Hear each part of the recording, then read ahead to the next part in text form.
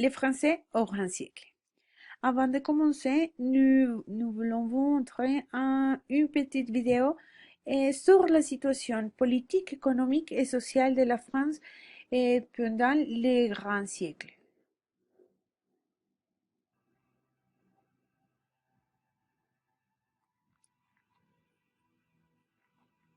En France, Henri III avait désigné un héritier protestant, son cousin Henri de Bourbon, qui prit le nom d'Henri IV. Et Paris, catholique depuis toujours, ne voulait pas de roi protestant. Alors Henri IV s'exclama « Paris vaut bien une messe », abjura la confession protestante et, avec l'édit de Nantes, donna la liberté de culte à tous les citoyens. La France pacifiée, Henri IV commença les grandes navigations françaises. L'Amérique, les Indes, Madagascar et le Moyen-Orient sont explorés. Son fils, Louis XIII, colonise la Guadeloupe et la Martinique. Et sur les conseils de son ministre, le cardinal de Richelieu, il poursuit les combats contre l'Angleterre, l'Espagne et l'Autriche. Mais quand à Richelieu succède le cardinal Mazarin, malgré les oppositions du Parlement et des nobles, la monarchie absolue, avec Louis XIV, le roi Soleil, est instaurée. La France devient alors la première puissance militaire et culturelle d'Europe. La politique économique de Colbert renforce les finances. Vauban fortifie les frontières. L'Alsace et la Franche-Comté sont annexées. Haïti est pris aux Anglais et des colonies se forment en Louisiane où la Nouvelle-Orléans est fondée. Mais les frais des colonies et des guerres, ajoutés au faste de la cour et à la construction de Versailles, dépouillent les finances de l'État. Le peuple, affamé, proteste. Louis XIV le réprime alors sans pitié. Il ne convoque plus les États généraux, révoque la liberté de culte et pour affirmer sa supériorité militaire, il déclare la guerre à l'Angleterre. Il se retrouve face à une coalition réunissant l'Angleterre, les Provinces-Unies, l'Espagne, la Suède, la Savoie et l'Empire d'Autriche qui avait enlevé la Hongrie aux Turcs. À cette époque, le Portugal avait repris son indépendance à l'Espagne.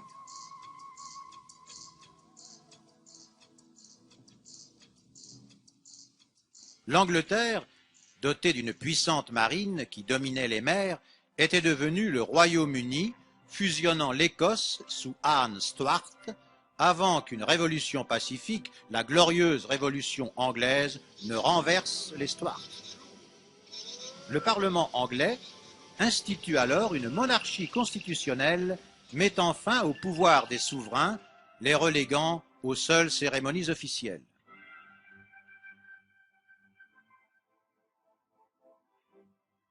En France, le pouvoir du roi Louis XV reste entier.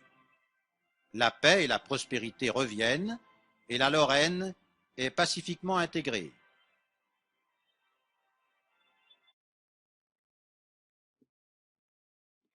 Le français moderne est né à l'époque du grand siècle qui a connu une longue période de stabilité sociale et de la prospérité économique et a permis à la France d'atteindre un prestige jusqu'à leurs inégalités dans les domaines politiques, littéraires et artistiques. La France était au XVIIe siècle la plus grande puissance démographique et militaire de l'Europe. De plus, le pays était gouverné avec l'autorité de fortes personnalités comme Henri IV, puis Richelieu, Mazarin et Louis XIV, qui a dominé son époque pendant plus de 50 ans.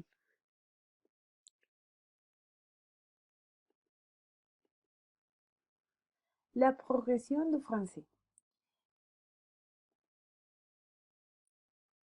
Le mérite de Henri IV a été rétablir la paix et l'unité du royaume. Et à l'origine, Henri Bourbon régna d'abord en Navarre sous le nom de Henri III de Navarre. Au même moment, la France était gouvernée par Henri III de France. Et lorsque ce dernier a été assassiné, Henri III de Navarre devient Henri IV de France, puis roi de France de 1599 à 1710. Dans son enfance, Henri IV avait appris l'anglais comme langue maternelle et alors il a parlé toute sa vie avec un accent verné. Et, Henri IV a été le grand-père de deux rois d'Angleterre, Charles II et Jacques II, et de Louis XIV. C'est avec Henri IV qu'a commencé l'absolutisme royal en France et on peut voir qu'il a été très important dans cette période et il a fait un édit de Nantes que c'était un décret fixant les statuts des protestants dans les royaumes de France et qui désormais pouvaient pratiquer leur religion avec toute la liberté. Cet édit de Henri IV a marqué la fin des guerres de religion entre catholiques et protestants. L'imposition des Français. Imposés par les souverains de France, les Français étaient désormais considérés à l'égalité avec ce qu'on croyait être leurs comme les trois langues du bon Dieu, l'hébreu, le grec et le latin. Dans cette époque-là, les grammairiens ont cru que la langue du roi venait du grec par le latin, lequel sera issu du hébreu. Ce n'est qu'au XIXe siècle qu'on découvrira la famille indo-européenne et les racines du latin et du grec, lesquels n'ont rien en commun avec l'hébreu, une langue sémitique comme les arabes.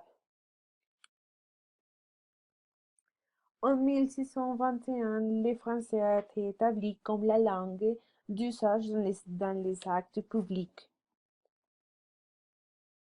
Sous le règne de Louis XIII, le cardinal de Richelieu s'est employé à restaurer l'autorité royale du moyen d'une centralisation renforcée d'une organisation des armées et de la marine, de la création d'une police omniprésente.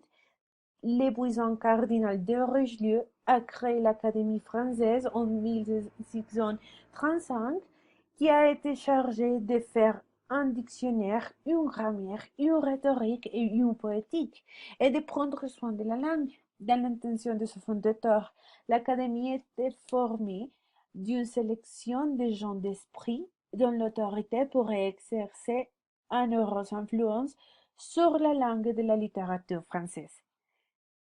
Les tâches de l'Académie française ont été fixées en 1637 et elle devrait nettoyer la langue des ordures qu'il avait contractées dans la bouche du peuple et dans la foule du palais.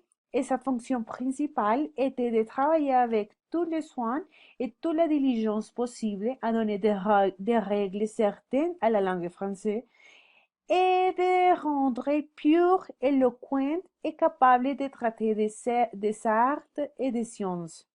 Il s'agissait essentiellement de privilégier la langue parisienne, d'où toute tournure provinciale ou régionale devait être bannie. Les ordures en question désignaient les mots mal employés, la contamination de langues cultivées par des régionalismes et dialectismes, les mots étrangers, les termes techniques et les jargons.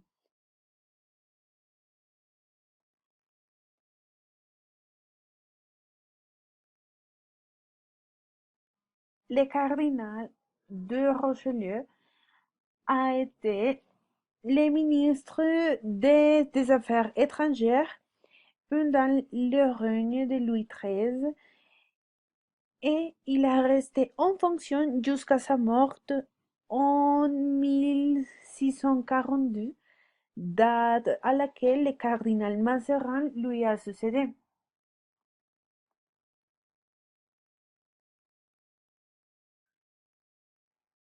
L'extension extérieure du français.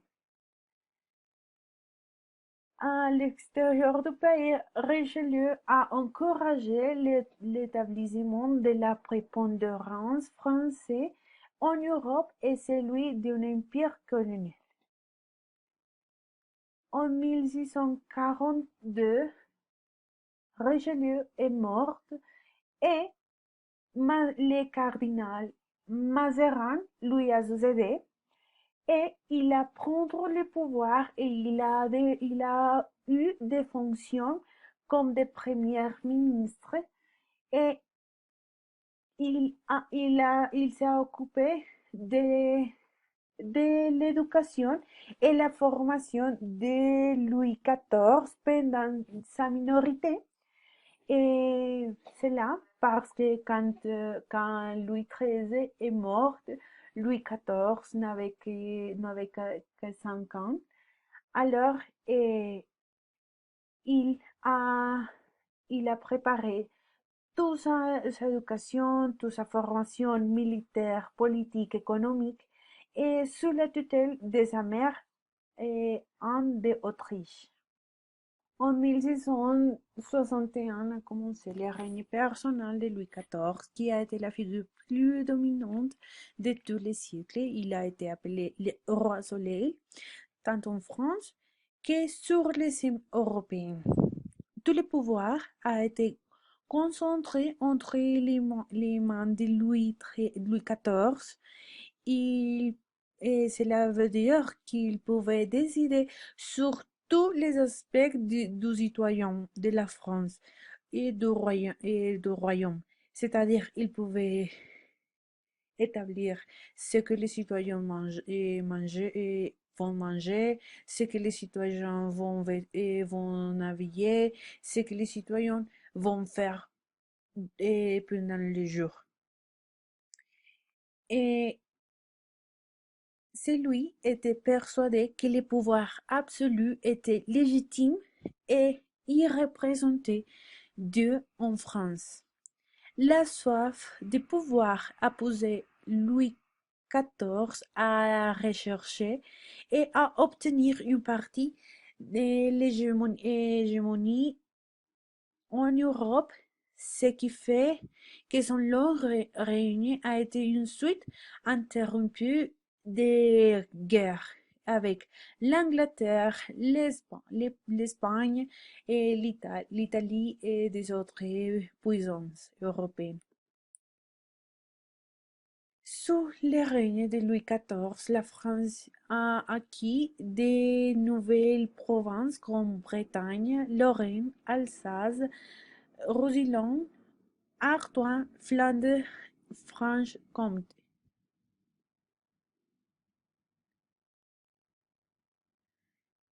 L'essor des langues régionales. Les langues régionales de France ont perdu tout prestige dans le Nord sans disparaître, mais les élites locales ont passé tout au français et l'aristocratie du Sud a fait aussi des efforts en ce sens. Dans la plupart des villes du Nord, on pouvait entendre parler le français chez les ouvrières, les artisans et les commerçants. Et dans le Sud, les Français étaient compris par la bourgeoisie, le départ des Huguenots.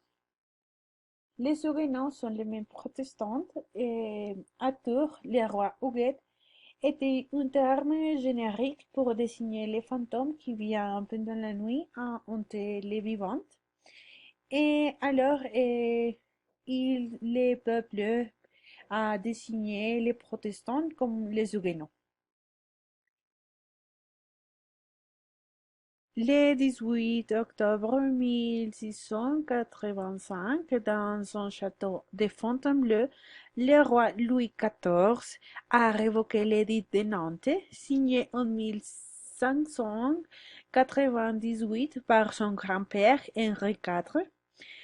Sur le conseil de ses ministres, Louis XIV a décidé, lors de supprimer la hérésie protestante de son royaume.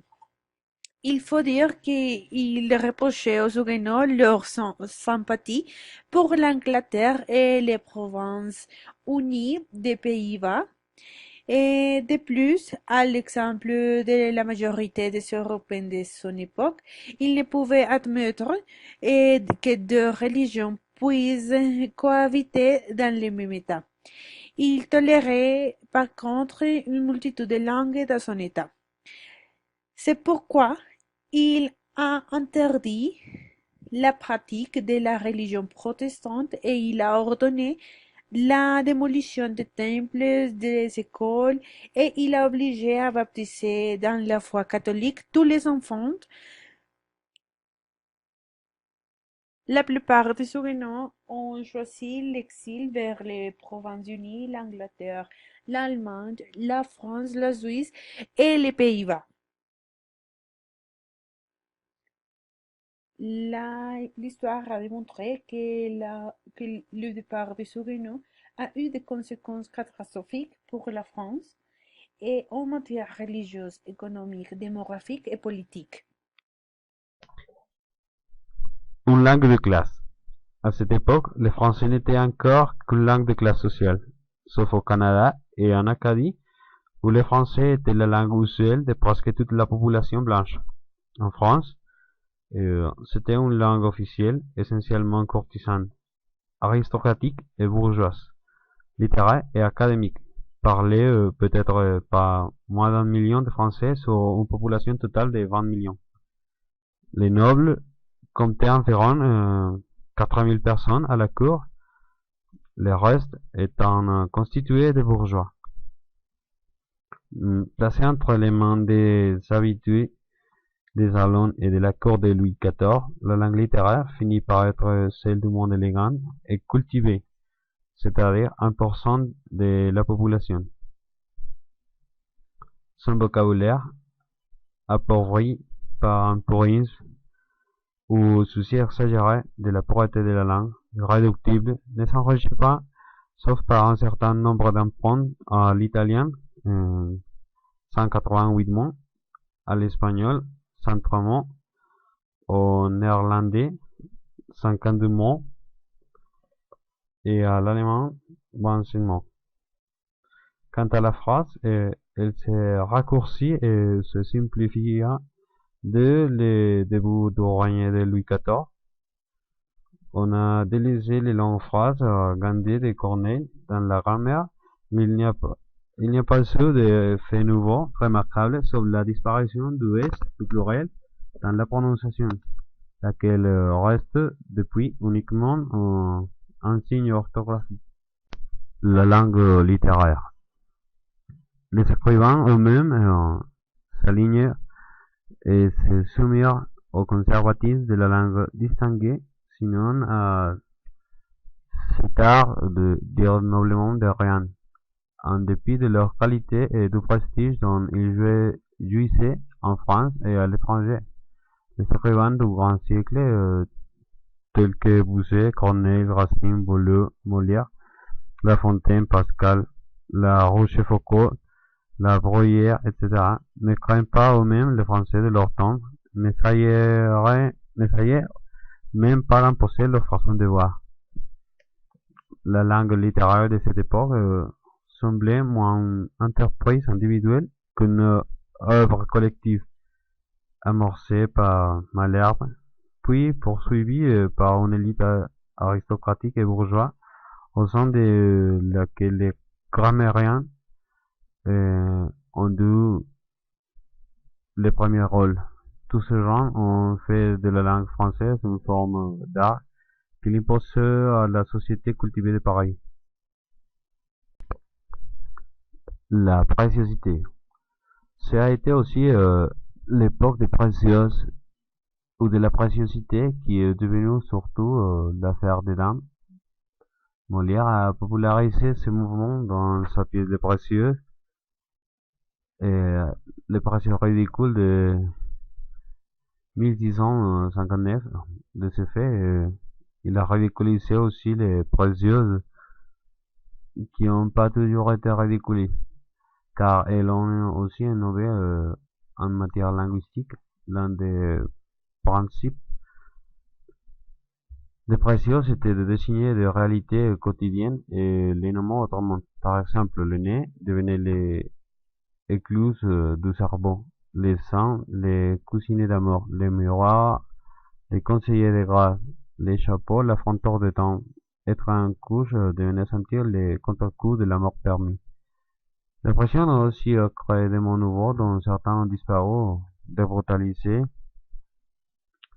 un porte-monde, supérieur, etc.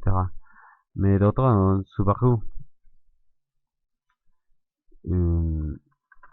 comme s'encaneiller, féliciter, s'enthousiasmer, bravoure, anonyme, incontestable, pommade, etc. Autrement dit, la participation ne doit pas être considérée comme négligeable pour l'histoire de la langue française. Les siècles des spécialistes de la langue. En ce siècle d'organisation autoritaire et centralisée, ce sont les grammariens qui ont façonné la langue à leur goût. Et la langue, à l'image du roi, a vécu une époque de distinction et de consolidation. Et selon le point de vue du grammairien, le français a été parvenu au comble de la perfection. Et il a eu atteint un idéal de fixité. Les spécialistes ou professionnels de la langue de l'époque ont préconisé l'usage d'un vocabulaire choisi et élégant. La pureté linguistique est préoccupée d'épurer la langue. Les disciples de Baudelaire ont proscrit les italianismes, les archaïsmes, les provincialismes, les termes techniques et les invents. Bref, tous les mauvais. M. Baudelaire s'était appliqué dans ses remarques à noter la langue des ordures qu'il avait contractée ou dans la bouche du peuple ou dans la foule du palais, et dans les impuretés de la chicane ou par les mauvais usages des courtisans ignorantes, ou par la vue des œufs qui disent bien dans la chair ce qu'ils font, mais autrement qu'il ne faut. Autrement dit, c'est le même peuple qui a abîmé la langue, et la plupart des grammariens ont proposé qu'il n'y a personne dans le royaume qui sache les Français comme les rois les est. C'est-à-dire, seulement les Français, les représentants de Dieu dans la terre, et connaît les bons Français, et le peuple seulement abîme les mots, et il faut enseigner à parler la langue du bon Dieu. L'Académie française est fondée en 1635 par Richelieu, a continué à travailler à la pureté de la langue avec les académiciens qui avaient pour fonction de travailler avec tous les soins et toute la diligence possible à donner des règles certaines à notre langue, à la rendre pure, éloquente et capable de traiter les arts et les sciences.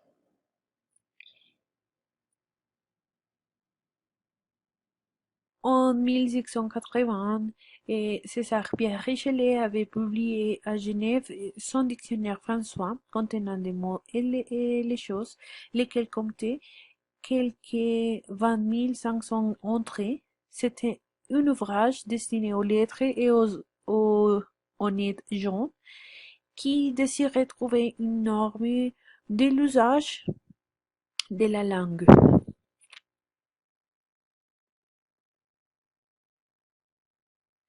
Voici ce que Richelieu a écrit dans son avertissement.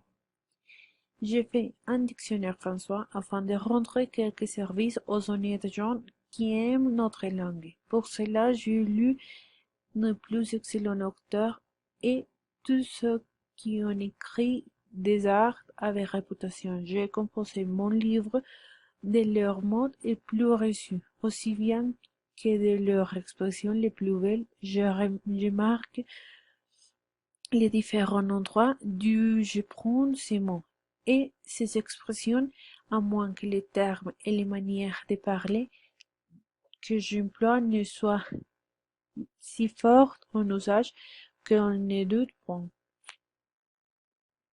On peut remarquer dans cet écrit l'usage de l'esperluette et cet symbole et c'est dans cet écrit on peut remarquer l'usage de l'esperluette. L'esperluette a été remplacé par la conjonction mais elle a été considérée comme la 27 lettre de l'alphabet jusqu'au XIXe siècle. Selon les trésors de la langue française, l'esperluette a été la dernière lettre de l'alphabet et elle était appelée été. Et les enfants apprenaient à l'école élémentaire à réciter l'alphabet jusqu'à la esperluette. L'usage réel. 10 ans plus tard, a été publié à La Haye le dictionnaire universel d'Antoine Furetière.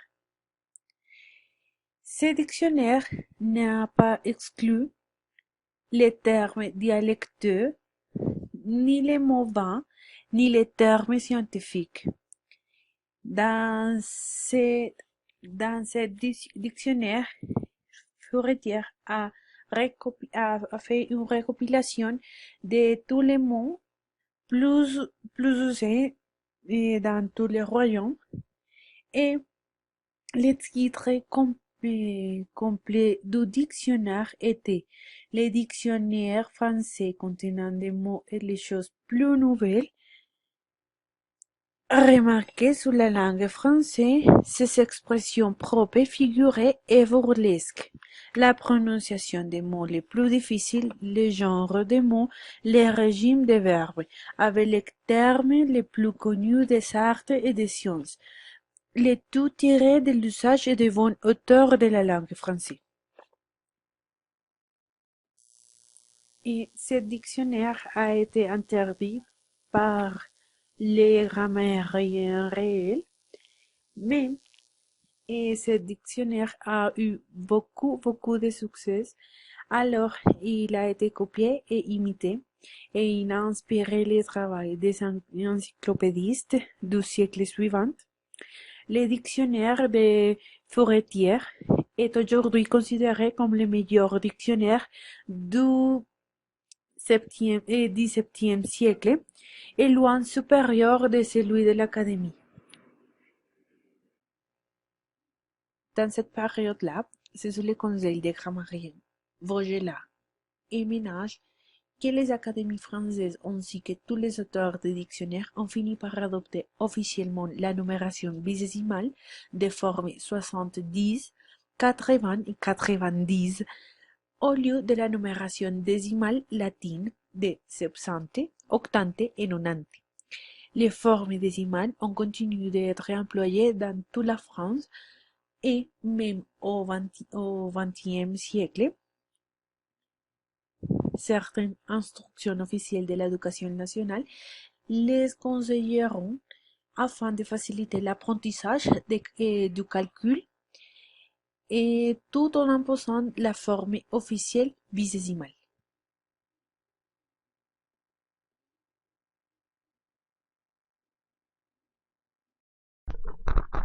L'état de la langue française.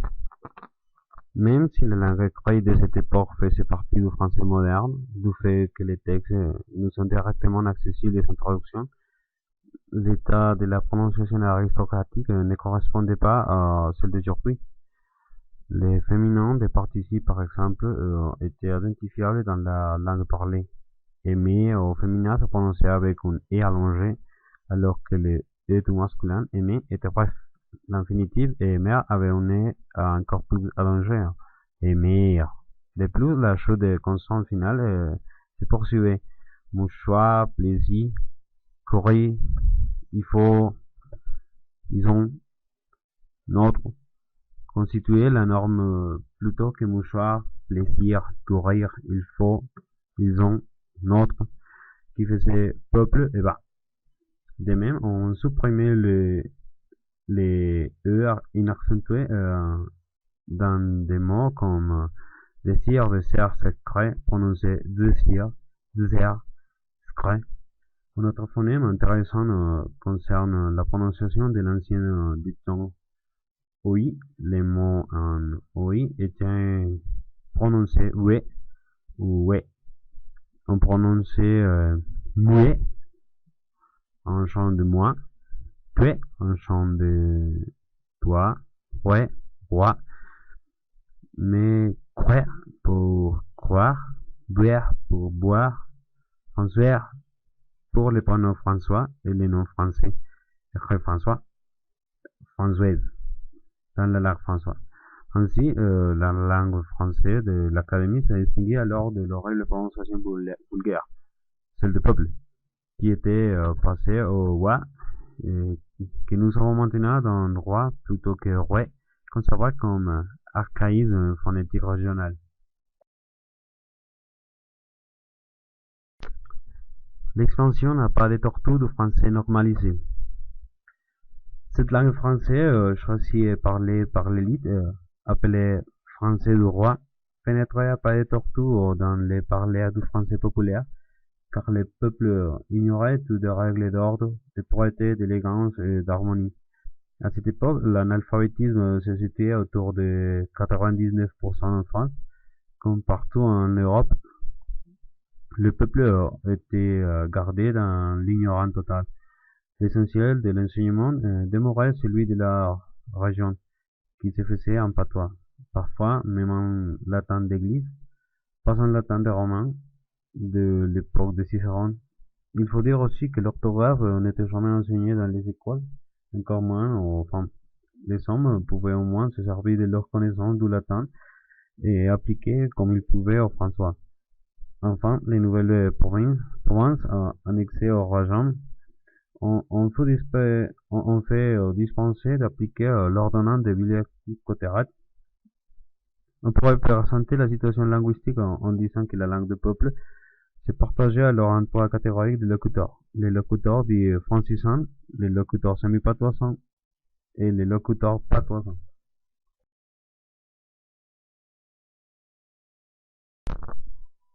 Le francisant. Les francisans correspondaient aux individus qui avaient une connaissance active de l'un ou l'autre des variantes du français populaire, c'est-à-dire le français du peuple, et plus ou moins marqué de provincialisme, d'expression argotique et d'archaïsme. Ces parlers avaient leur centre à Paris et dans la région environnante, mais ils étaient aussi employés dans la plupart des villes du Nord. Si nous pouvions entendre une conversation de gens de peuple de cette époque, nous constaterions de parler français tente de fort provincialisme et d'usages très locaux. Par exemple, on entendrait Pierre au lieu de Pierre, plaisir au lieu de plaisir, la table au lieu de la table, elle pour elle, elle me verra plus pour elle me verra plus, quelqu'un pour quelqu'un, quelque chose pour quelque chose, etc. Bref, ce sont des parlers qui se rapprochaient de celui des Français qui émigraient au Canada ou aux Antilles et qu'utiliseront les colons français par la suite. La plupart des Parisiens prononçaient les mots tels que loi, moi et roi comme aujourd'hui. Mais les aristocrates disaient encore lui, moi, roi. Un grand moyen de l'époque, Jean Andret, écrivant en 1687 au sujet de cette prononciation en voix, dans l'art de bien prononcer et de bien parler la langue françoise. Et cette prononciation est fort irrégulière et elle n'est pas bonne à imiter, car elle sonne un homme grossier et paresseux qui ne daigne se contraindre en rien ni s'assujettir à la moindre règle. Lire de tels commentaires aujourd'hui fait sourire, car c'est la prononciation archaïsante en ouais qui paraît maintenant grossière. Les semi-patoisans. Au fur et à mesure qu'on s'éloignait de Paris et des grands centres urbains, les locuteurs devenaient des semi-patoisans. Ceux-ci n'avaient tout de plus qu'une connaissance passive du français populaire. Ils parlaient normalement leur patois maternel, mais comprenaient le français, celui du peuple, non celui des rois. Les semi-patoisans se retrouvaient principalement dans les régions du nord de la France, la Normandie, la Champagne, la Picardie, la Loire, le Poitou, la Bourgogne. Ils vivaient surtout dans les villes ou la périphérie des villes, car les patois locaux demeuraient la règle à la campagne. Dans la région d'Or, c'est-à-dire au sud du pays, même les classes cultivées ne parlaient guère le français, même si elles les comprenaient généralement assez bien. Il est néanmoins surprenant que Molière ait pu jouer en français dans de nombreuses villes du sud sans grande difficulté. Cela signifie qu'il était compris, du moins en partie, car les gens riaient et s'éclataient, mais leur connaissance du français devait être fort rudimentaire. Il est possible aussi qu'ils aient eu recours partiellement à la traduction et qu'ils n'aient compris surtout que les personnages de paysans que Molière faisait parler en patois dans ses comédies, ce qui ne pouvait que soulever l'hilarité générale. Cependant, pour la masse des paysans des provinces du sud et des provinces éloignées comme la Bretagne, la Flandre ou l'Alsace, le français demeurait une langue tout aussi étrangère qu'à Moscou. Les patoisans. Dans les campagnes, on ne retrouvait que des patoisans en une langue qui n'avaient aucune connaissance active ou passive du français. Cependant, les cartes linguistiques habituelles, comme celle de Michael Parval, n'est donc une faible idée de très nombreux patois de l'époque. Lors de ses déplacements, Louis XIV se voyait souvent haranguer en picard, en flamand, en alsacien, en occitan. Et malgré les velléités du ministre Colbert, aucune politique d'intervention linguistique n'a pu être entamée pour modifier la situation. Le puissant ministre a dû se contenter d'imposer le français dans le seul acte officiel. Le dramaturge Jean Racine a fait un récit détaillé de ces déboires linguistiques lors d'un voyage effectué en 1661 de Paris à la Provence. Il s'est plaigné constamment de ne pas être compris. On lui apportait un réchaud de lit ou un bout d'allumé, alors qu'il demandait un pot de nuit ou des petits coups à broquer. Il n'a rencontré même pas un seul courant ni un seul maître d'école qui sache répondre par autre chose que de révérence à son François. Intelligible pour eux. Racine apporte aussi ses témoignages. Je vois commencer des lions à ne plus guère entendre les langues du pays et à n'être plus intelligible moi-même. La différence entre les parlers du nord et ceux du sud était tellement évidente qu'un résident du sud utilisait l'expression aller en France lorsqu'il voyageait dans le nord. Albert Dossa, un spécialiste de parler rural, a inventorié 636 patois dans la France du XVIIe siècle, mais tous ces patois ont fait discréditer par les autorités françaises de l'époque Mais paradoxalement, le français était davantage parlé, toute proportion gardée, en Nouvelle-France, en Angleterre, aux Pays-Bas et à Moscou qu'en France même. Une langue internationale.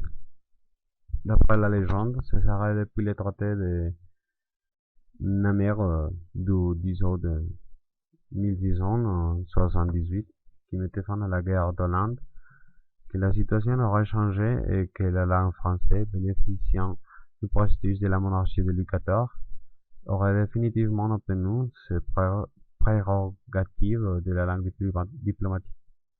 Cette légende proviendrait d'un texte d'un diplomate français, Limogeon de Saint-Dizier, qu'il convient de rapporter ici intégralement. L'on s'aperçoit à Nimeuc du progrès de la François avoir fait dans les pays étrangers, car il n'y avait point de maison d'ambassadeurs où elle ne fusse presque aussi commune que leur langue naturelle.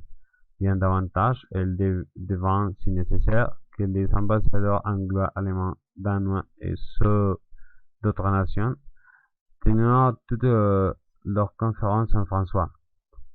Les deux ambassadeurs de Danemark convinrent même de faire leur dépêcher commun en cette langue, parce que les comtes Antoine d'Oldenbourg parlaient bon allemand et n'entendaient point les Danois, comme son collègue, de sorte que pendant tous les cours de négociation de la paix, il ne parut presque que d'écritures français. Les étrangers aimaient mieux s'expliquer en français dans leur mémoire publique que d'écrire dans une langue moins usitée que le français.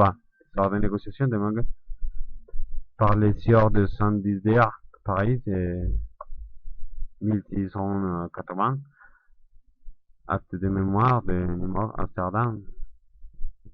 Toutefois, dans son article de la Revue de Paris, le roi marin français Ferdinand Brunot a taillé un pied dans cette légende. D'abord, il note que le texte de Saint-Dizier n'affirme en aucune façon que la langue française était la langue officielle du Congrès et celle du traité. Après avoir consulté les documents originaux aux archives du ministère des Affaires étrangères, Ferdinand Brunot a constaté que le traité à Nimègue était composé de trois actes. Le premier du 10 août 1678 entre la France et l'Hollande, le second du 17 septembre 1678 entre la France et l'Espagne, et le troisième du 5 février 1679 entre la France et l'Empire. Ça veut dire le Saint-Empire romain germanique. Les deux premiers textes sont en français, mais le troisième est uniquement en latin. De plus, les deux premiers étaient accompagnés d'une version latine, alors que les négociateurs de l'Empire avaient une version en allemand. Autrement dit, le latin était la version officielle. Le français, l'espagnol ou l'allemand de simple traduction. En réalité, ce ne serait que quelques années après le traité de Nimègue que la question linguistique et diplomatique a été débattue entre la France et l'Empire.